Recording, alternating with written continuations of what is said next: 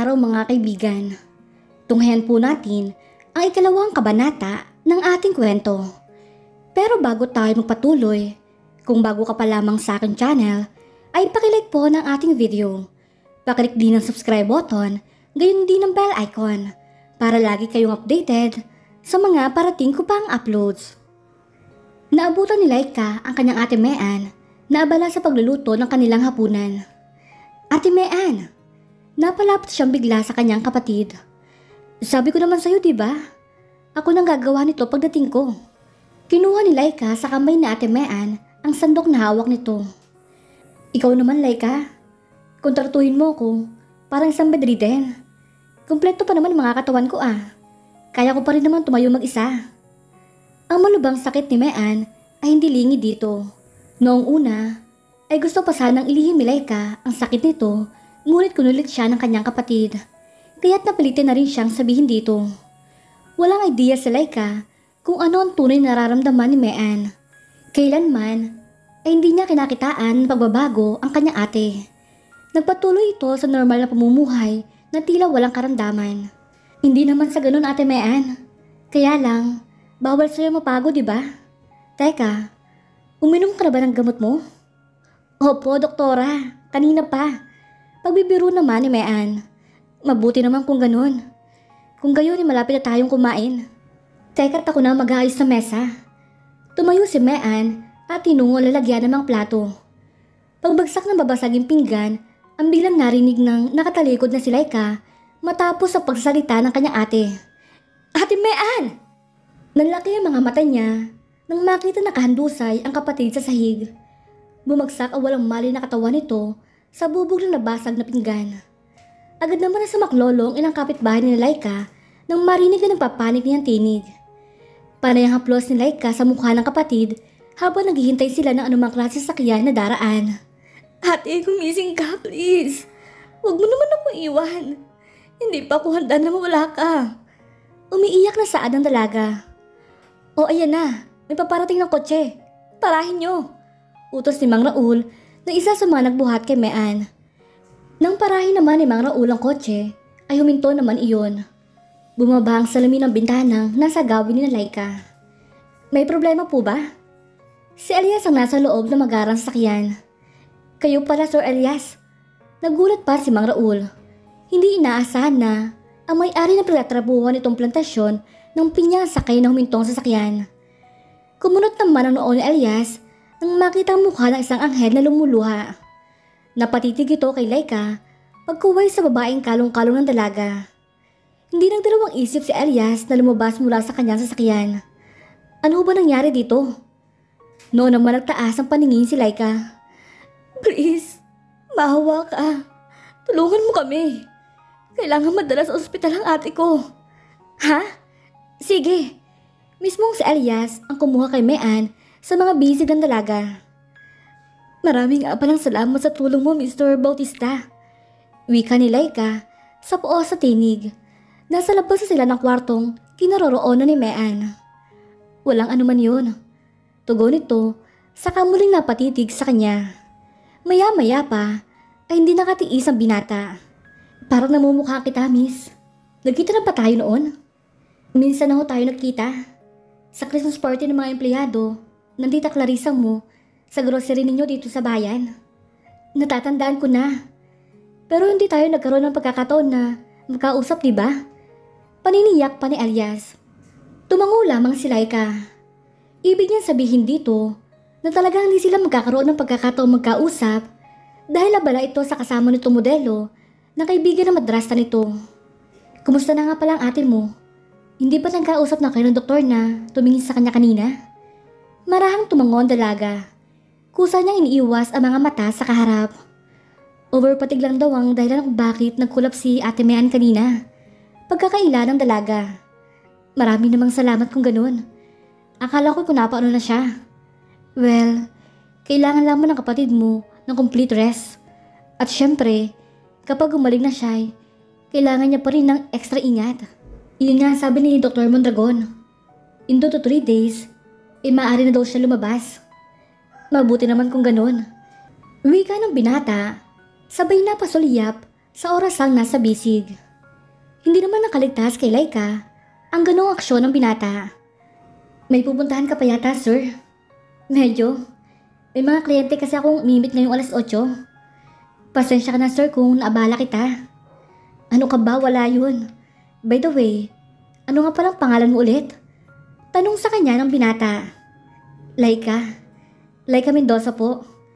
Inilahad ni Elias ang kanyang kamay. Kahit alam mo na ang pangalan ko, gusto ko pa rin formal na magpakilala sa'yo, Laika. My name is Elias Bautista. And please call me Elias. Automatiko nagdaog ang mga palad nila.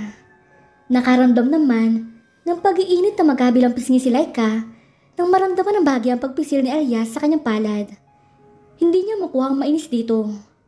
Kung nag-uumpisa naman niyang maramdaman iyon, ay tiyak ni Laika na mabilis nang tinunaw ng simpatikong ngiti ng binata ang inis na iyon. It's my pleasure to meet you, Laika.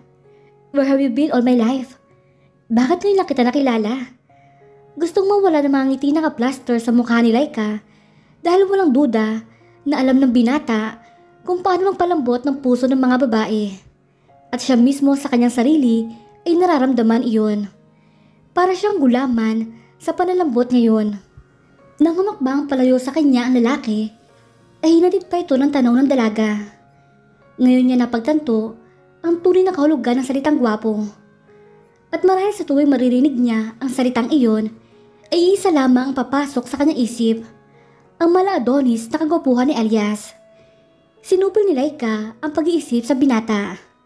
Nakaramdam siya na konting pagkapahiya ng maalaala ang dahilan kung bakit naroon siya sa ospital. Kaya tahimik na lamang siyang bumalik sa silid ng kanyang ate upang bantayan ito. Pia? Hindi makapaniwala si Clarissa na nakatayo ngayon sa kanyang harapan ng babae. Kumusta ka na, Tita Clarissa? Formal na bati ng bagong dating. Mabuti naman. Tarantang tugon ni Clarissa. Basit iha. Mukhang galing ka. Natigilan ito pagkakita sa batang lalaki. Anak mo siya? Alanganin ang ngiti sa mga labi ni Clarissa. Naroroon ang kakaibang kaba habang hinihintay ang pagtugon ni Pia sa tanong nito. Bumuntong hininga naman si Pia. Hindi ko lamang siya anak. Siya si Aris. Ang anak namin ni Elias. Ibig takasan ng ulira si Clarissa sa kanyang narinig. Paano? Muling tinitigan ni Clarissa ang batang lalaki. Noon ang napansin ni Clarissa na tulad ni Elias ay mayroon ding malalim na biloy sa magkabilang pisngi si Aris. Kamukhang kamukha ito ni Elias. Nang basta na lamang noon mawala si Pia sa San Miguel, sa hindi malamang kadahilanan, ni sa hinagap ay hindi nila inisip na nagdadalang tao ito. Ilang taon na siya, Pia? 3 taon na siya. At 3 taon na rin ang lumipas, magbuhat ang iwan ito si Elias. Sa mga sandaling iyon, ay ibig na magkulap si Clarissa. Sa ilang taon na kalipas, ay hindi niya inakala na muling papakita pa si Pia. Ano bang mabigat na dahilan ni Pia at muli ito nagbalik ng San Miguel? And worse, malakas ang kaba ni Clarissa na si Elias ang pake na mag-ina sa muling pagbabalik ng mga ito. Hindi ko ginusto na muling bumalik dito, Tita Clarissa. Maya-maya pa'y sabi ni Pia. Ngunit hindi ko rin naman gustong ipagkaisaan ako na makilala ang kanyang ama, gayong buhay na buhay naman ito. Kinalong ni Pia ang kanyang anak. Mama, asan po ba ang dati ko? Sabi mo makikita natin siya dito sa malaking bahay. Hinagka ni Pia sa pisngi si Aris. Kung hindi lang ito naduwag na sabihin kay Elias, ang kalagayan nito ay hindi na nangungulila ngayon ang ama ng anak. Huwag kang mag-alala, anak. Makikilala mo rin siya maya-maya. Pinilit ni Pia ang umiti. Tahimik naman pinagmamasdan ni Clarissa ang mag-ina. Kung noon, inagtagumpay itong ipaglayo ang dalawa, baka ngayon ay mahirapan na siya. Ngayon pang may aris na maaari maging tulay upang muli magkabalikan ng mga ito. Kapag nagkataon, baka mauwi pa sa kasalan ang muling pagkikita ni Pia at Elias. At iyon ang hindi mapapayagan ni Clarissa. Tulad ng dati, ay alas 8 na ng gabi nang makauwi si Elias sa bahay. Pagod ng pakiramdam ngayon ng binata dahil bukod sa nagkaroon ng general meeting sa mga empleyado ng plantasyon, ay may gumugulo pa sa kanyang isip. Ang babae inihatid niya sa ospital noong nakaraang gabi. Ewan ba niya sa kanyang sarili, ngunit nung mula nang makilala niya si Laika, ay hindi rin nawala sa kanyang isip ang mukha ng dalaga. Naroon ang kagustuhang masilayan nito ng buhay na buhay at hindi sa kanyang imahinasyon lamang. Lihim na napailing si Elias nang ma-realize ang kanyang inaakto. Ngunit mabilis ding inalis niya ang gumugulo sa isip niya. Hindi siya naniniwala sa love at first sight kung iyon ang tawag sa pakiramdam niya ngayon. Gayunpaman ay aminado ang binata na attracted siya kay Laika. Ibang atraksyon ang nararamdaman ni Elias para sa dalaga kumpara sa mga babaeng nakilala niya. Hindi sosyal, ngunit exotic naman ang taglay nitong kagandahan. Biglang natigilan si Elias. Ganoong-ganoon ang pakiramdam niya noong umiibig siya kay Pia. Ang babae higit pa pala sa isang kaibigan lang ang magmamahal na inukol niya rito. Nasa malalim na pag-iisip si Elias habang papasok sa kabahayan nang salubungin siya ng isang munting tinig. Ikaw po ba ang daddy ko? Kumusta ka na, Elias? Nagmula naman ang tinig na iyon sa hulihan ng batang sumalubong sa kanya. Pia? Walang pagkakaiba ang nagreaksyon ni Elias sa reaksyon na madalas na makita si Pia. Matagal nang napatitig si Elias sa dating kasintahan. Ngumiti ito sa kanya. Well, hindi ka ba natutuwa na muli tayo nagkita, Elias? Ang pagkagulat niya kanina, inapalitan ngayon ang pagkunot ng kanya noo. Hindi niya alam kung paano magre-react ng sandaling iyon. 3 taong ka na ba sa nalamang umalis San Miguel, Pia, na wala man lang paalam sa akin? At ngayon naman, bigla kang darating dito na may kasamang anak mo. Nagbaba ng tingin si Elias sa bata. Pamilyar sa kanya mukha nito. Ngunit bago pa rin sa tinig ang napuna, ay nagsalita muli ang bata.